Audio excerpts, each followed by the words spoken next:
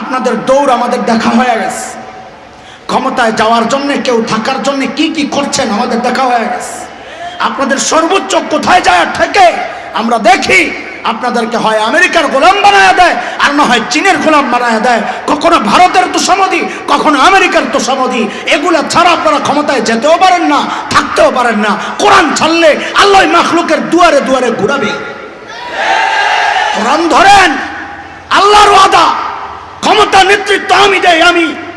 ওয়াদাল্লাহু আল্লাযীনা আমানু মিনকুম ওয়া আমিলুস সালিহাত লায়াস্তাখলিফান্নাহুম ফিল আরদ কামা ইস্তাখলাফাল্লাযীনা মিন ক্বাবলিহিম। আল্লাহ বলেন, আমি ওয়াদা দিচ্ছি ইমানদারকে, সে যদি কোরআন সুন্নাহ দিয়া জীবন সাজায়, ওয়া আমিলুস সালিহাত, আমি ওয়াদা দিচ্ছি পূর্বের পাক্কা ইমানদারদেরকে যেমন আমি দুনিয়ার নেতৃত্ব আর কর্তৃত্ব দিয়েছি, এই যুগে যেখানেই হোক কিয়ামত পর্যন্ত। সূরা আহজাব আয়াত 62, সুন্নাতুল্লাহিল্লাতী ক্বাদ খালাত মিন ক্বাবলু ওয়া লান তাজিদ লিসুন্নাতিল্লাহি তাবদীলা। কোরআন ধরো, নেতৃত্ব আমি দিব, কিয়ামত পর্যন্ত এই সিস্টেমই চলবে। অতীত থেকে এই সিস্টেমই চলে আসছে। আল্লাহ যার মালিক, তার ক্ষমতায় যাওয়ার জন্য কাউকে ধরতে হয় না। ফেরাউনের মালিক ছিল না, পরাজিত হয়েছে। এই নমরুদের মালিক ছিল না, পরাজিত হয়েছে। উতবা সাইবা আবু জাহেলদের মালিক ছিল না, পরাজিত হয়েছে। খলিল ইব্রাহিমের মালিক ছিল, জিতে গেছেন।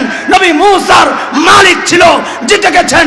দুর্বল বিলাল হাবশির মালিক ছিল, জিতে গেছেন। তালেবানদের মালিক আছে, জিতে গেছেন। আমেরিকার মালিক নাই, কুত্তার মতো পালাতে বাধ্য হয়েছে, পালাতে বাধ্য হয়েছে।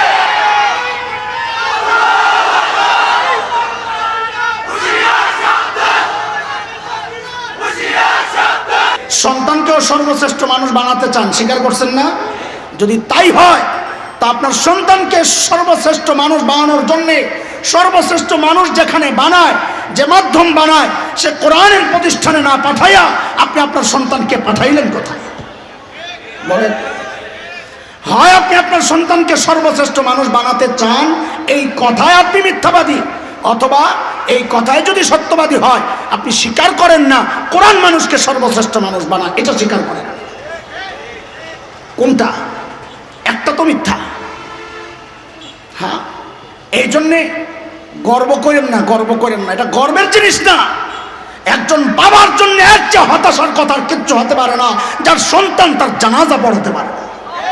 কি নিয়ে গর্ব করে?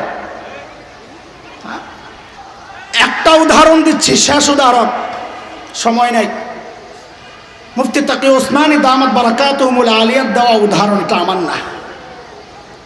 এক এলাকার পুরো এলাকার মানুষগুলো বোকা, সরল সোজা, এমন হয় না? ওই এলাকার এক লোক খেজুর গাছের মাথায় উঠে গেছে। খেজুর গাছের মাথা ওঠা খুব সহজ কাজ, উইটা তো আর নামতে পারে না, মানে নামা তো আরো কঠিন কাজ, তাই না? এখন বসে বসে কেউ মাও কেউ মাও কেউ মাও করে। লোকজনও বুদ্ধি পায় না, আরে কেমনে নামাই, মাথায় তো বুদ্ধি নাই, পুরো এলাকার মানুষ তো বোকা। তা একজন বুদ্ধি দিছে, এক কাম কর, পাশের এলাকায় সালাকটা আছে, অগরে একজন রা। আচ্ছা, বোকা এলাকার পাশের এলাকা সালাক হইলে আর কত দূর? ওরা বোকামি বোকা, ওরা চালাকিতে যদি পয়েন্ট পায় 0, তো পাশের এলাকা 0-র পাশের সংখ্যা কত? 10 না 1? ওরা নাইলে চালাকিতে পয়েন্ট 1 পাইব, 10 তোর পাইব না।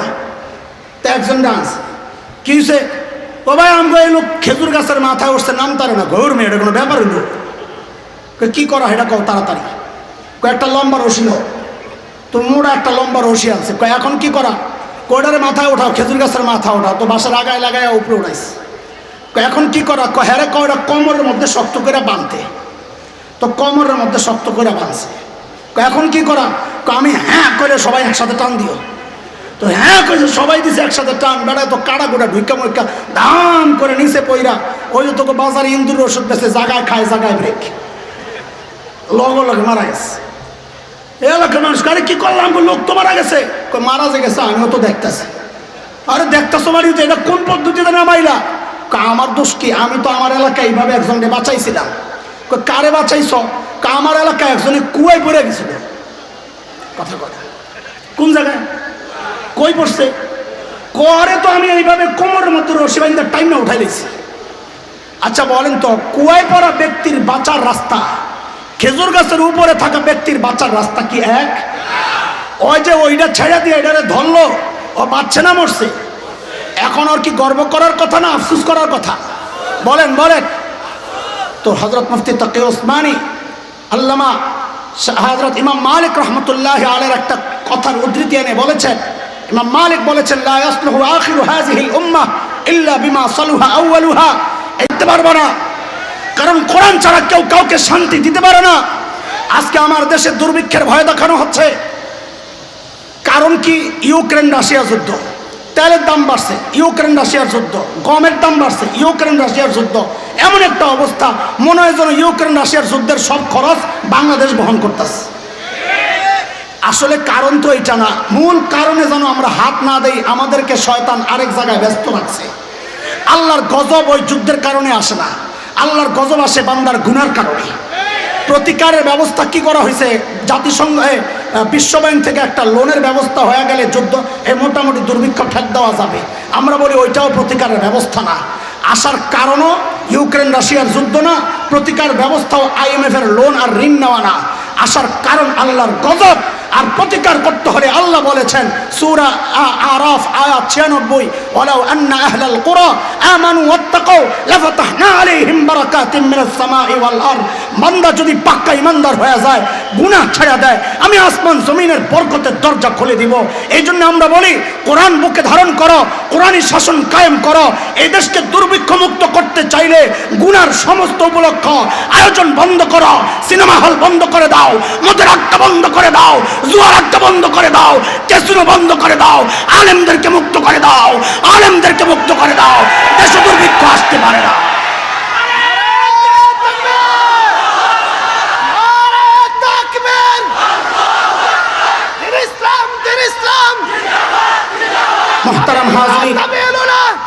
মুহতারাম হাজরিন, আজান হচ্ছে, আমি আর আগাইতে পারতেছি না। কিভাবে কোনো রকম আপনার করে সাইজ করে দিয়েছি, একটু কোনো রকমে। কয় কথার বয়ান বলে না? কয় কথা? পড়াটা শোনায় দেন, আমি জায়গা বলেন। ওরা ছিল কি, হইল কি মাঝখানে? আমরা ধরলাম কি, ছাড়লাম কি, আহারে করলাম কি? আল্লাহ এই আফসোসটা হৃদয়ে বসায় দেন। আমি আলহামদুলিল্লাহ।